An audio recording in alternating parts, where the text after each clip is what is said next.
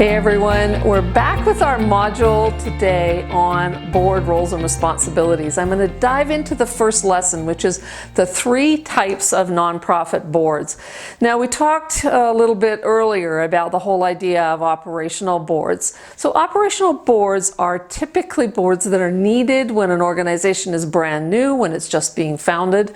Operational boards are very common in older organizations where the grassroots of the organization, the members of the organization do all of the work or most of the work. That means it's really volunteer driven. So operational boards tend to be often called hands-on boards or working boards. So we have a group of volunteers that are doing pretty much everything. So treasurers are actually writing checks, and secretaries of the board are actually taking minutes at board meetings. And by the way, if you're asking the question of don't secretaries usually take minutes at board meetings, very often in policy boards and in policy governance boards, it is a paid staff member. By the way, don't make that your executive director who's taking minutes, but it's a paid staff member who's an admin support person, clerical staff, executive assistant. Those kinds of people tend to be the people who take the minutes. And let me tell you, that's a huge bonus. It takes a load off of your nonprofit volunteers, and it also makes sure that you get really top-notch professional minutes in each one of your board meetings. So in an operational board, the secretary is actually doing the minutes and doing the hands-on kinds of stuff. If there's a fundraising event, the board is organizing it, the board is coordinating it. Now, in some organizations that have operational boards, there will be 1 or 2 paid staff. Sometimes it's called a supervisor, managing coordinator, those kinds of job titles. And occasionally we actually hire for an executive director position. Very often with operational boards, that executive director position, because the agency tends to be a little bit smaller, the executive director position is actually a part-time position. So in the essence of this then, on an operational board, the board volunteers are the doer of all things. And that is in addition to their role as board members. So they sit on the board and they, make decisions as a board of directors, but they're also doing all of the operational work of the organization. Now, I want to give you one variation on an operational board. And that is when an organization that normally has a policy board that's doing governance work, that we enter a period of crisis where there's a meltdown at a senior management level inside the organization. Perhaps an executive director is dismissed or resigns suddenly. Perhaps there's some crisis of confidence inside the organization.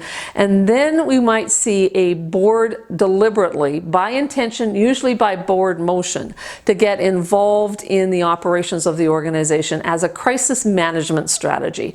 So this is not something that we want to manage for a long time with our hands on or fingers in, but it is something that's sometimes necessary in order for 1 or more board members, the board as a whole, or 1 or 2 designated board members on behalf of the board get involved in operations to try and stabilize things, to try and manage things through the crisis. Now, occasionally a board member will actually become an acting executive director or acting manager of the organization. Again, that should be something that is very one-off situations, and the challenge for an operational board, once they've been through a crisis and they've succeeded in supporting the organization and things have settled down again, the challenge is for the board members who have been involved in operations to, as quickly as possible, withdraw from that and go back to the trust but verify model. So go back to the whole idea of, now we're a board again, now we're non-operational, and now we're going to make sure that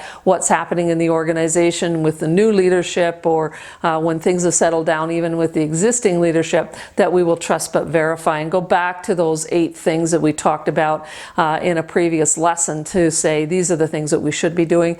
So extricate yourself as quickly as you possibly can out of the operational role if you've had to step in at a point of crisis.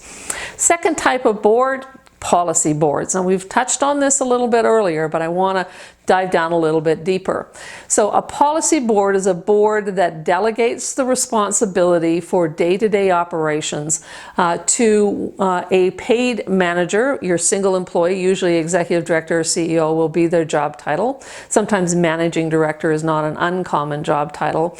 And then that person delegates further responsibilities to other paid managers inside the organization.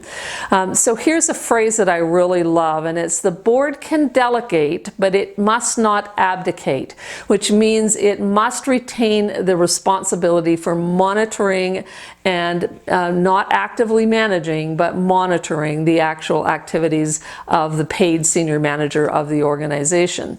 So we need to make sure we have a set of governance policies, and in a future module, if you want to jump forward and back and forth in any of these modules, please do, but there is a module on creating governance policies and how to do that and what that process is, and I actually give you a template for that.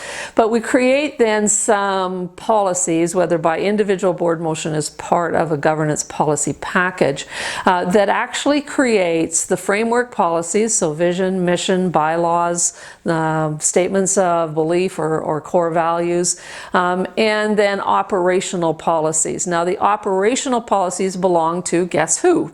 Your delegated authority goes to the executive directors. So our policy in a board governance environment where we are a policy board actually says that the executive director must create operational policies. In actual practice on a policy board, most of the time, the executive director, in interest of good partnership and in interest of good transparency, the executive director will share that document, the operational policy document, usually on an annual basis. It's updated, so annually, with the board of directors. Now, I'm a big believer in trying to not kill more trees, so most of you will have some sort of a server set up, some sort of a common drive.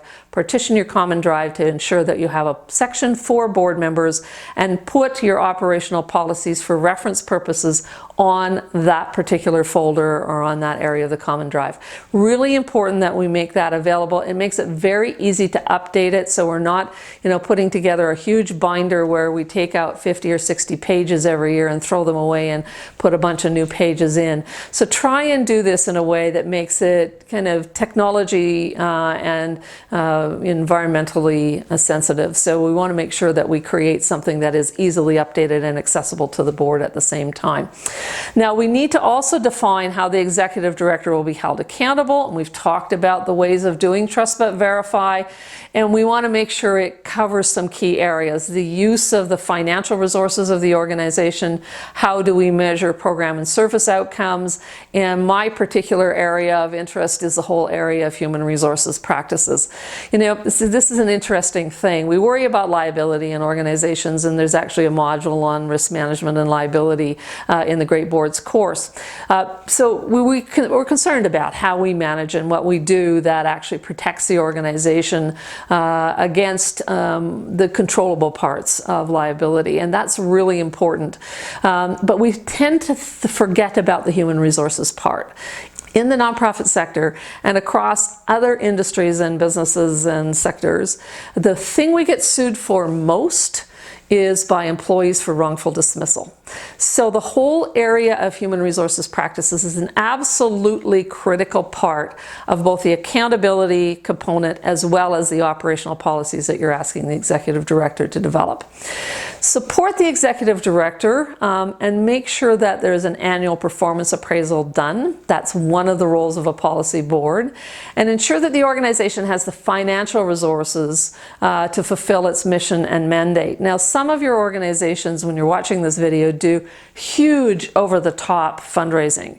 Some of you do relatively minor fundraising. Some of you run businesses and social enterprises.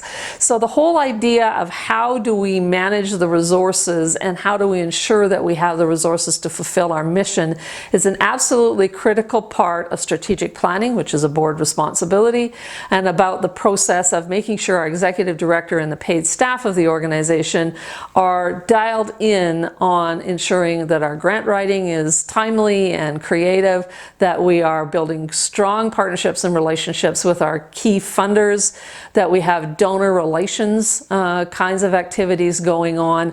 So this whole area, I've captured it in one bulleted point, but let me tell you, it can consume hundreds of hours of work for both board members, even on policy boards, board members and executive directors and other paid staff. Now, many larger organizations have fund development officers. We have fundraisers that are responsible for coordinating funding activities.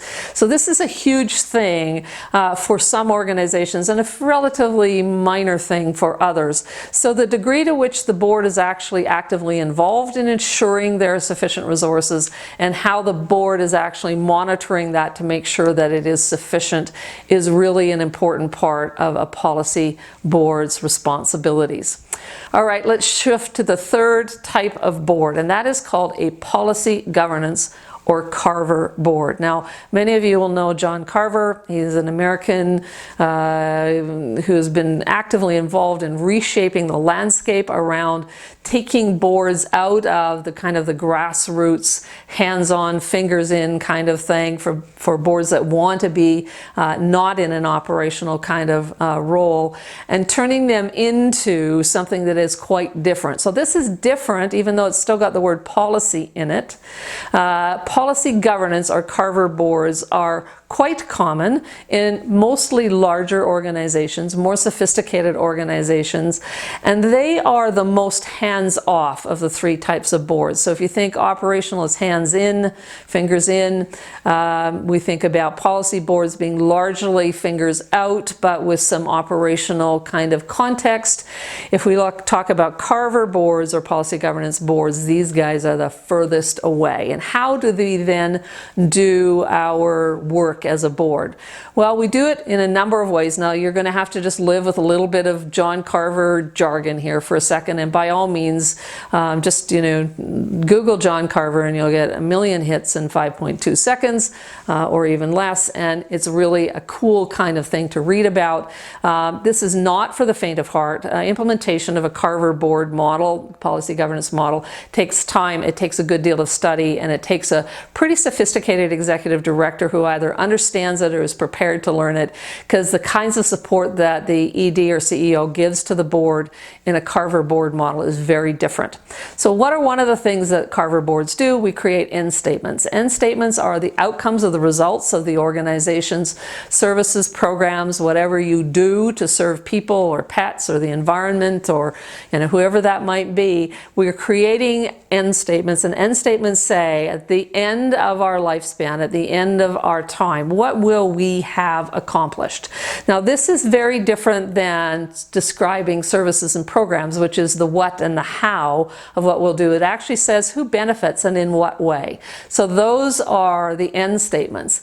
And we also talk about executive limitations. Now, executive limitations are ways of measuring things in negative terms. In other words, how will we make in a statement with words a limit on what the executive director can or cannot do, or can allow or will not allow. And so most of us struggle with this idea of negative kinds of statements when we call it a limitation.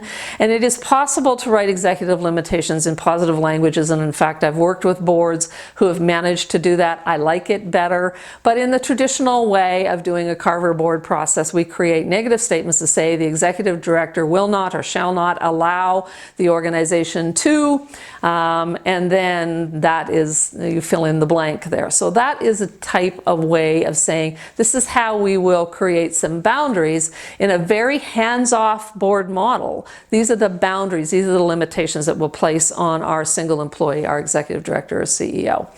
So we then, in a policy board governance kind of model, we make sure that we are monitoring compliance with those executive limitations and monitoring the achievement of the end statements, the outcomes or results. So this then takes the board to an entirely different level. At a policy governance Carver board meeting, the executive director will have in his or her report statements of the executive limitations and whether or not she or he is in compliance or out of compliance with each of those. Out of compliance means we have to have an explanation of why we are not in compliance with executive limitations, and also a action plan or a strategy or a way of addressing the compliance issues so that the organization through their executive director comes into compliance again. And the reasons we're out of compliance I won't go into it. There's a million ways that we can actually end up being out of compliance with executive limitations. Now occasionally we actually have to adjust the executive limitation statements because out of compliance can be as a result of external factors. So the executive director then is limited, and staff, senior management, our staff are limited in some ways, but also I have an incredible amount of flexibility and authority to move and adjust and do what the organization needs at an operational level. So executive directors that work with this model will probably tell you that although it's more work in terms of board support and in terms of the language, it takes some work to get used to that idea of expectations and executive limitations, but ultimately they are really unencumbered by any kinds of internal policies that says that they can or cannot do certain things. So it is a very free model in many ways for the senior management. Now I want to go back to trust but verify, because no model should be without those components. So executive directors in this model still need regular performance appraisals. There still needs to be employee engagement surveys. There still needs to be satisfaction surveys of the consumers, or participants, or users of your services. So absolutely important that we make sure that we put the right limits and right boundaries in, even with a very free Carver board or policy governance kind of model. All right, we're at the end of our first lesson in this module, and I've given you your assignment on the next slide. So this is your turn. You're going to do three things. You're going to have a question conversation about, has your board passed a motion, about what type of governance it has chosen. The second one is I want you to review your last three board motions and exclude your administrative motions around the whole area of approving minutes or financial statements or whatever. And then I want you to ask the question using the arms around. We've talked about this before, but using the arms around or fingers in, test each motion against your model. So if you are a policy governance board or a policy board, but not an operational board, your question should be, are we putting our arms around with those motions, or are we putting our fingers in? Now, I don't want to create chaos for you. You don't have to go back and undo your motions. If they serve you well, that's fine. But then be self-correcting. The next time that you get to a motion, ask yourself the question, is this an arms around conversation, or is this a fingers in when we make this motion or pass this motion? So pretty important that we take this on as a practical strategy.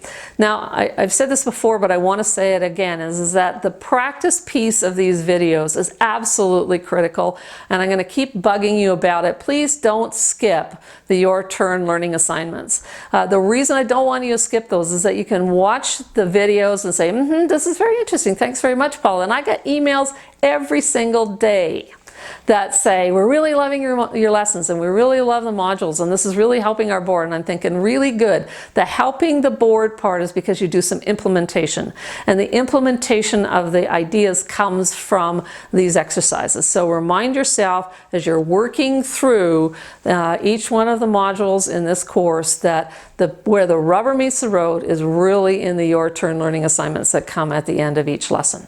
All right, bye for now. Continue on. If you've got the time, continue on with the next lesson in this module.